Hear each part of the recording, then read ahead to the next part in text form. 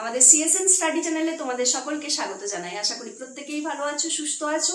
দেখো আজকের যে ক্লাস আমাদের সেটা তোমরা নিশ্চয়ই দেখতেই পাচ্ছ যে ভারতের যে খনিজ সম্পদ সেই সম্পর্কিত। এখান থেকে কিন্তু অনেক রকমের কোশ্চেন আসে, প্রত্যেকটা কোশ্চেন নিয়ে আমি তোমাদের সাথে আলোচনা করব।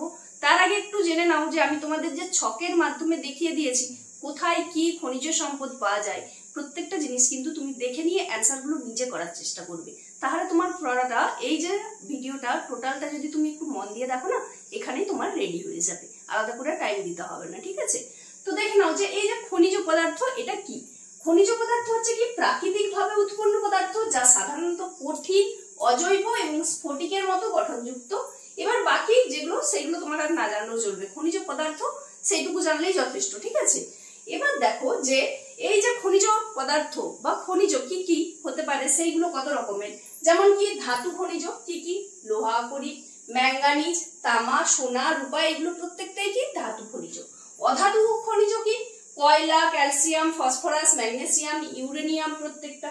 জ্বালানি খনিজ সেটা কি কয়লা, প্রাকৃতিক গ্যাস, পেট্রোলিয়াম, এগুলো প্রত্যেকটাই কি জ্বালানি খনিজ হিসেবে ব্যবহার করা হয়। আর পারমাণবিক খনিজ কি ইউরেনিয়াম, থোরিয়াম। তো এইগুলো কিন্তু প্রত্যেকটা জিনিস তো আমাদের যে ভারতবর্ষে সেখানে পাওয়া যায়। তো কোনটা কোন জায়গায় পাওয়া যায় এবার সেটা দেখে নাও, আমি তোমাদের জন্য ছকে নিয়ে আসবো। তার আগে দেখো তো যে এখানে কিরকম কোশ্চেন আসে, যে ভারতের সর্বাধিক সোনা উৎপাদনকারী রাজ্য কোনটি।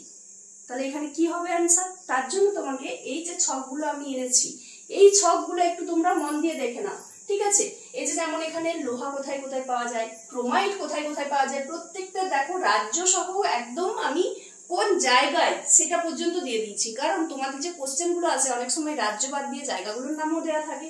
ঠিক আছে, এরকমই দেখে নাও আরো একটা জায়গায় যে তামা, সোনা, রূপা বা টিন, ম্যাগনেসিয়াম, প্রত্যেকটা জিনিস আমি এখানে দিয়ে দিয়েছি। এবার আমি এগুলো নিয়ে তোমাদের সঙ্গে ডিটেলসে আলোচনা করছি না, কারণ সেক্ষেত্রে টাইম লাগবে।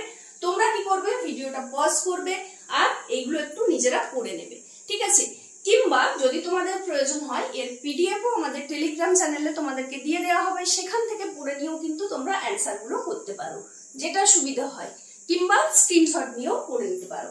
ঠিক আছে, প্রত্যেকটা দেখো খনিজ তেল, ইউরেনিয়াম, হীরা, জিপসাম, প্রত্যেকটা জিনিস এখানে দেখে নাও যে আমি কিন্তু দিয়ে দিয়েছি কোথায় কোনটা পাওয়া যায়। চলো এবার যেটা আমাদের এই ভিডিওর মেন পয়েন্ট, যে এখান থেকে আমাদের কি কি কোশ্চেন আসতে পারে, তো সেইগুলো দেখো একটু তোমাদের সাথে আমি এবার আলোচনা করে দিচ্ছি। ঠিক আছে, এখানে বলেছে কি ঝাড়খণ্ড এবং ছত্তিশগড় রাজ্য ড্যাশ খনিজ সম্পদের জন্য সমৃদ্ধ। তাহলে কোন খনিজের জন্য এই ঝাড়খণ্ড আর ছত্তিশগড় সমৃদ্ধ? এটার অ্যান্সার হয়ে যাবে কি অপশন 3 কয়লা। এবার তুমি এটা আমার শুনে করলে, কিন্তু আমি বলবো না, এটা আমার শুনে করার আগে তুমি করবে কি ভিডিওটা পজ করবে, দরকার হলে আরো ব্যাকে গিয়ে পজ করবে, আরেকবার পড়ে নেবে প্রত্যেকটা সব ভালো করে, তারপরে তুমি অ্যান্সার গুলো করবে। ঠিক আছে, চলো নেক্সট কোশ্চেন দেখো, যে পশ্চিমবঙ্গের অভ্র উৎপাদনকারী জেলা কোনটি? পশ্চিমবঙ্গের কোন জেলায় অভ্র পাওয়া যায়? এই পুরুলিয়া জেলায়। অপশন 4 তোমার হয়ে যাবে কারেক্ট অ্যান্সার। দেখে নাও, এটা WBCS এই কোশ্চেনটা এসেছিল। ঠিক আছে, নেক্সট দেখো যে ভারতের বৃহত্তম বক্সাইট উৎপাদনকারী রাজ্য কোনটি? বক্সাইট কোথায় পাওয়া যায় সর্বাধিক? এটা হচ্ছে যে উড়িষ্যা।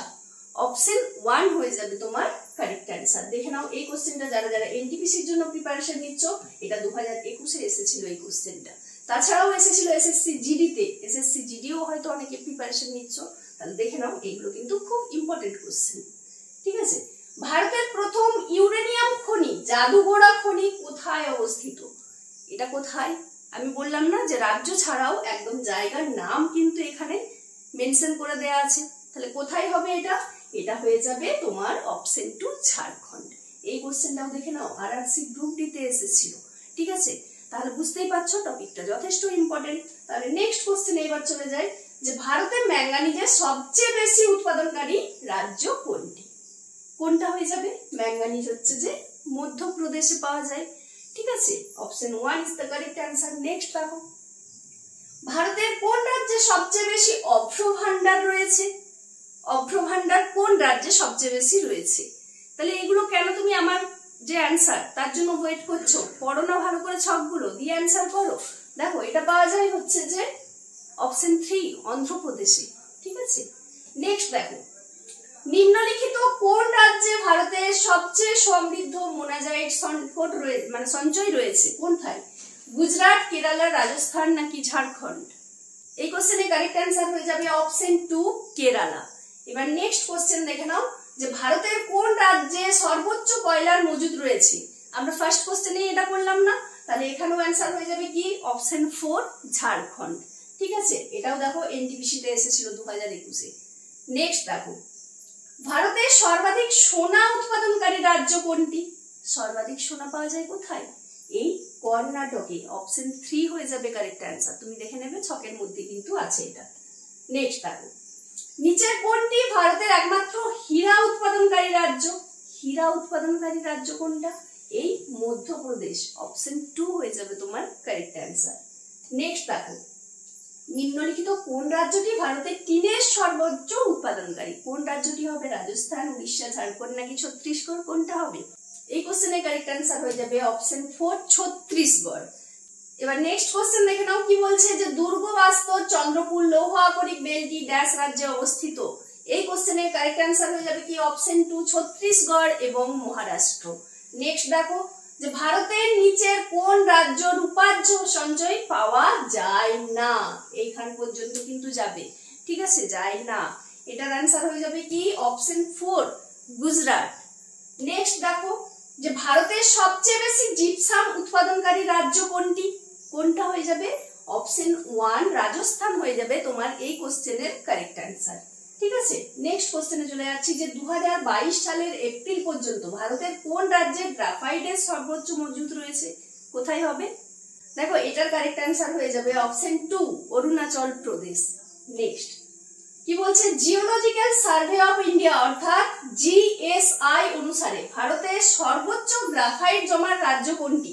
দেখো একই কোশ্চেন একটু এদিক ওদিক করে ঘুরিয়ে দিয়েছে, তার মানে এটাও অ্যান্সার হয়ে যাবে কি অপশন 2 অরুণাচল প্রদেশ।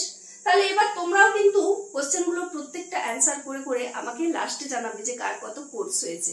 ঠিক আছে, মানে কার কত তোমার মানে কতগুলো ঠিক হয়েছে বা কতগুলো অ্যান্সার তোমরা করতে পেরেছো। নেক্সট দেখো নিচের কোন ভারতীয় খনিটি বিশ্বের বৃহত্তম ইউরেনিয়াম খনিগুলির মধ্যে একটি? এটা হয়ে যাবে কি এই অপশন 1 হয়ে যাবে তোমার এখানে কারেক্ট অ্যান্সার।